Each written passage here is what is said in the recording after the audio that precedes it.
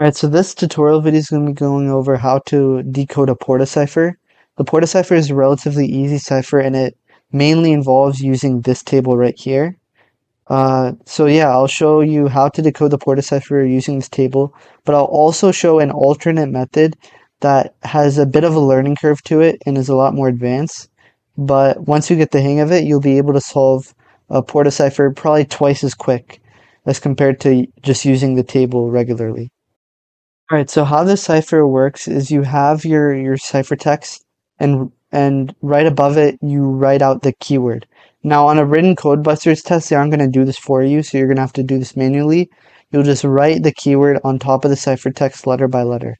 And you'll combine using the ciphertext and the keyword in order to find out the decoded message. Alright, so the main idea behind this table is that the first row corresponds to the letters in the keyword, so CROWD, and then this first row corresponds to either the ciphertext letters or the decoded letters. So just as an example, for this first set of letters, you have C for the keyword letter, and you have W for the ciphertext. So what I would do is I would go to C in the first column because that corresponds to the keyword. Then I'd go until I reach W, and then the decoded letter would be the first letter in that column, so the letter I.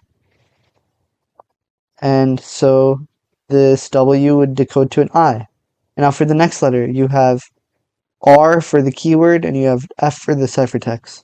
So I would go to R in the first column, see it here, and since F is you would notice it's not anywhere in this row at all, you actually look at this first row instead. And you notice that if you go to the column where F is in the first row, then you get the letter N here. So this would decode to N. Now for the next set of letters, you have O for the key and then L for the ciphertext. So I go to O for the key, and then I go where L is located, in the first row, and then I get that this decodes to S. So I put S there. Now we have W for the ciphertext, and then we have V for the ciphertext, and then W for the key. So I go to W for the key, and then you go where V is located, and we get that decodes to the letter K. And now we have O for the ciphertext and D for the key. So I go where D is, and I notice that O is right next to it. So that means it decodes to A. And yeah, I hopefully you get the gist by now. So you just do this for the rest of the letters until you've decoded the entire message. Now, for the more advanced method of decoding a Porta cipher, one main prerequisite for this is that you should already have the letter to number combinations memorized. And normally you would only really need this for like an affine cipher or for a Hill cipher, but it is also applicable for the Porta cipher as well. So if you don't already have this memorized, it is very useful for a lot of these math-based ciphers, and it allows you to not have to look at this table all the time to know what number each letter corresponds to. And if you want to find a way to get good at knowing these combinations, it mainly comes from, either practicing a bunch of affine or Hill ciphers, or from maybe making some sort of Quizlet in order to try to memorize like what the letter to number combinations are. When I was in high school, the way that I memorized the letter to number combinations is I kind of made a Quizlet to memorize the multiples of 5. So like A was 0, F was 5, K was 10, and so on. And whenever I was doing like an affine or Hill cipher, whenever I wanted the number for the letter M, I wouldn't look at this table. Instead, what I would do is I'd remember that K is 10, and then I would go 2 letters forward, and then from there I'd realize that M would have to be 12. And if you use some of these techniques like the Quizlet or like memorizing multiples of 5, it will be really useful for you to know these letter to number combinations. But specific for the Porta cipher, you can use these letter to number combinations and apply them to a formula that basically does the same thing the table does. Except there are a lot of different cases, and I'll go over these cases right now. Alright, so this is the formula that you can use to basically decode the Porta cipher.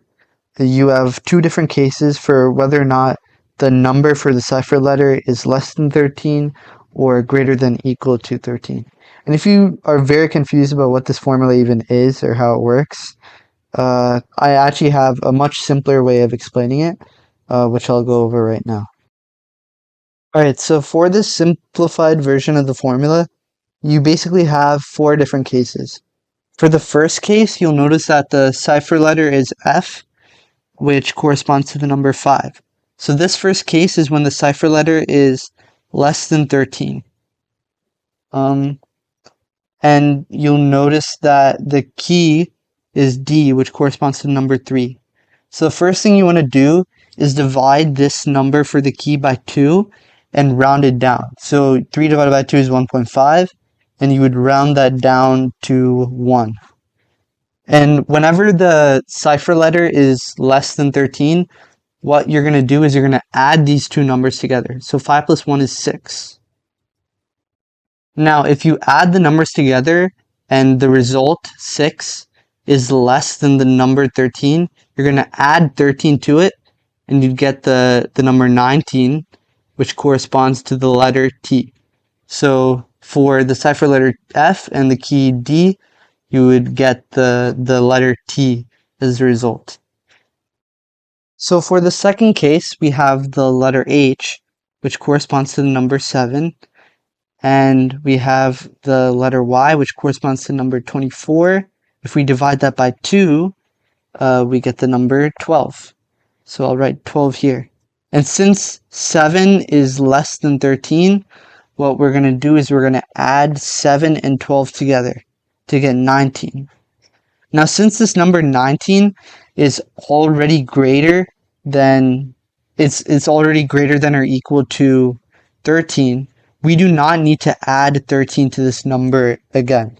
So we just stick with the result 19, and that corresponds to the letter T. So T would be the result. So that's the second case. For the third case, you have the cipher letter P, which corresponds to number 15, and we have the letter C for the key, which corresponds to 2. You divide that by 2 as always, and after you do that, you get the number 1. And since the cipher letter 15 is already greater than or equal to 13, what you're going to do is instead of adding these two numbers like you did for the other two cases, you're going to actually subtract the two numbers. So 15 minus 1 is equal to 14. And if the result, in this case, is 14, if that result is ever greater than or equal to 13, what you're going to do is you're going to subtract it by the number 13, and you get the result 1. And the number 1 corresponds to the letter B. Now for the final case, you have the cipher letter Q, which corresponds to the letter 16, and you have the key letter Z, which corresponds to 12.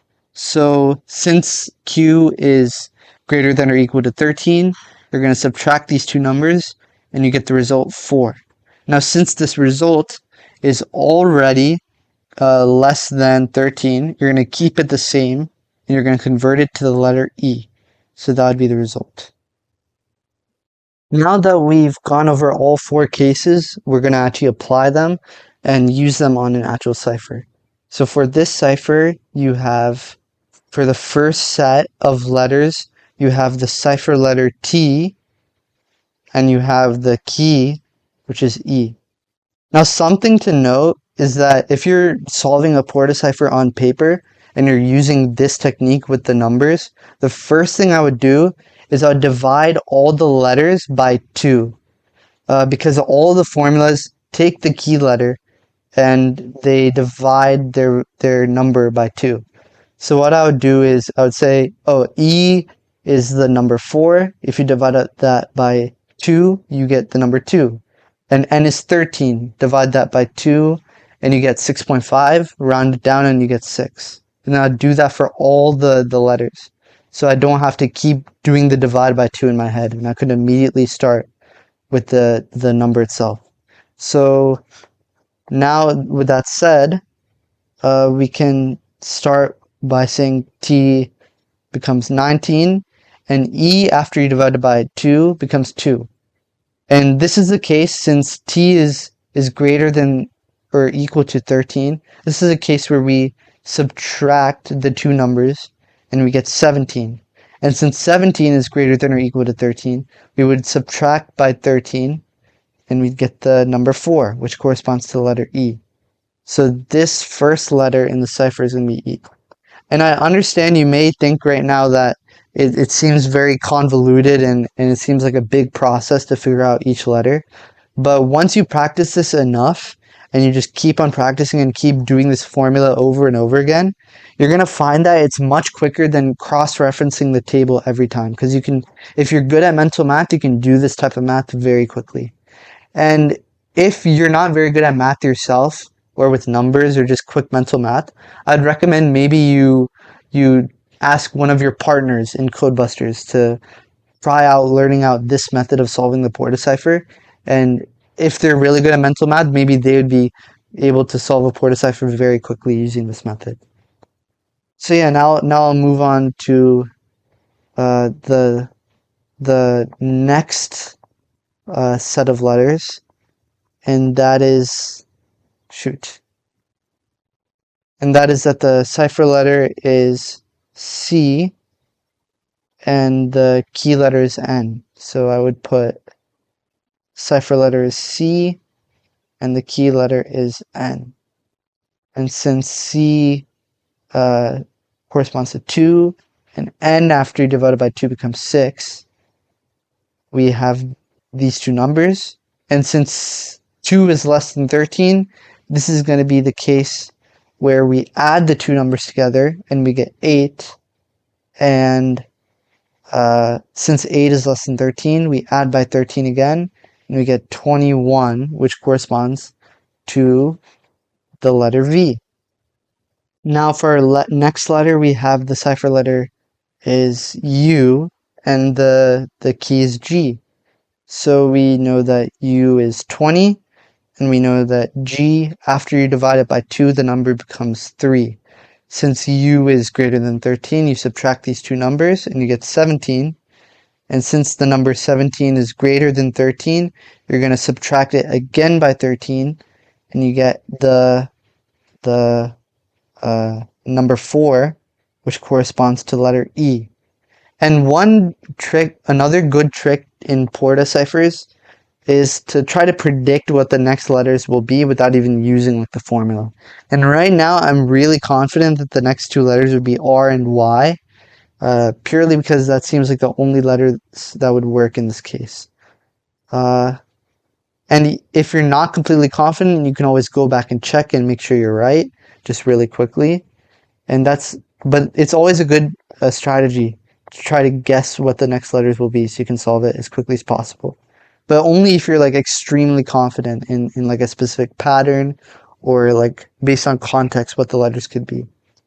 Right now I'll move on to the next letter. We know that the cipher letter is M and we know that the key is E.